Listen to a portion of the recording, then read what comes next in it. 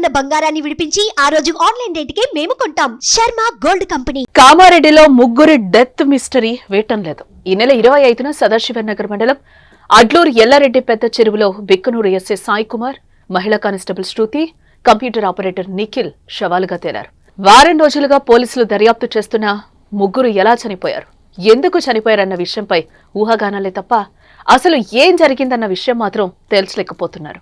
అవి ఆత్మహత్యలా, ప్రమాదకరంగా జరిగాయా అన్న ప్రశ్నలకు చిక్కుముడి ఇంకా వీడటం లేదు. వారు చనిపోతున్న విషయాన్ని ప్రత్యక్షంగా చూసింది కూడా ఎవరు లేరు. పోలీసులు చెరువు వద్దకు ఎన్నిసార్లు వెళ్లినా వారికి చిన్న క్లూ కూడా దొరక్కపోవడం కేసు మరింత కఠినంగా మారింది. ఎస్ఐ సాయి కుమార్, మహిళా కానిస్టేబుల్ శృతి, ఆపరేటర్ నిఖిల్ మృతిపై ఎన్నో అనుమానాలున్నాయి. ముగ్గురు మృతి కేసులో విభిన్న కోణాల్లో పోలీసులు దర్యాప్తు చేస్తున్నారు. ముందుగా ఒకరు చెరువులో దూకడంతో మరో ఇద్దరు కాపాడేందుకు వెళ్లి మృతి చెందారని పోలీసులైతే అనుమానం వ్యక్తం చేస్తున్నారు.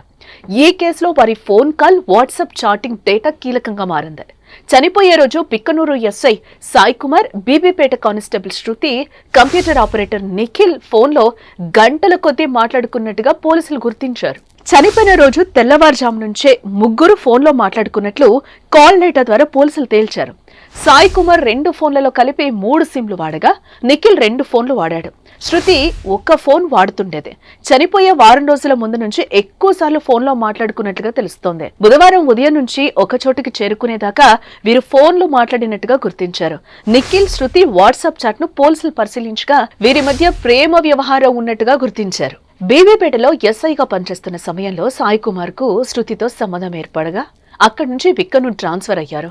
అయితే ఇదే క్రమంలో శృతి, నిఖిల్ ప్రేమించుకుని పెళ్లి చేసుకోవడానికి సిద్ధమయ్యారని, వారికి ఎస్ఐ అడ్డుపడుతున్నారని, ఇదే కారణంతో విభేదాలు తలెత్తి పెళ్లి వాయిదా వేయడం వల్లే గొడవ ముదిరింది అన్న ప్రచారం కూడా జరుగుతోంది. వారు చనిపోవడానికి కొన్ని రోజుల ముందు ఎస్పీకి ఎస్ఐ సాయి కుమార్తో ప్రాణహాని ఉందని ఫిర్యాదు చేయగా దానిపై కూడా పోలీసులు విచారణ జరుపుతున్నారు. వారి మొబైల్ ఫోన్లు, నీటి నమూనాలు సేకరించి ఫోరెన్సిక్ ల్యాబ్ కు పంపించారు. ఫోరెన్సిక్ రిపోర్ట్ కేసులో కీలకంగా మారనుంది. మరి ఈ ఉత్కంఠకు ఎప్పుడు తెరపడుతుందో చూడాలి.